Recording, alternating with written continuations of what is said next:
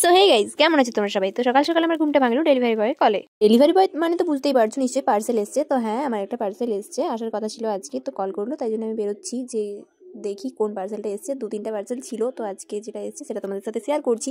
তো এখন জানো তো, পেমেন্ট করা থাকলেও কিন্তু ওটিপি বলতে হচ্ছে। এগুলো কিন্তু খুব ভালো জিনিস, মানে ফ্রড হওয়ার চান্সটা খুবই কম। তো আমি পার্সেল নিয়ে চলে এসেছি তোমাদের সাথে শেয়ার করার জন্য।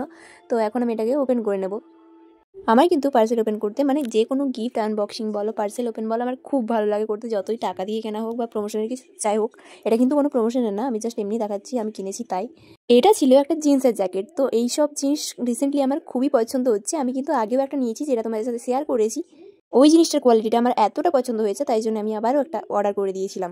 আগের জ্যাকেটটা আমার ঠিক ঠিক হচ্ছিল, কিন্তু এটা একটু বেশি বড় বড় লাগছে। তো আর কি করা যাবে, আমি তো ভাবছি যে এটাকে রিটার্ন করে দেবো। এমনি কোয়ালিটি তো খুবই সুন্দর, তোমরা দেখতেই পারছো, কিন্তু একটু বেশি বড় বড় লাগছে। তো আজকের মতো এতটাই, দেখা যাচ্ছে কাল।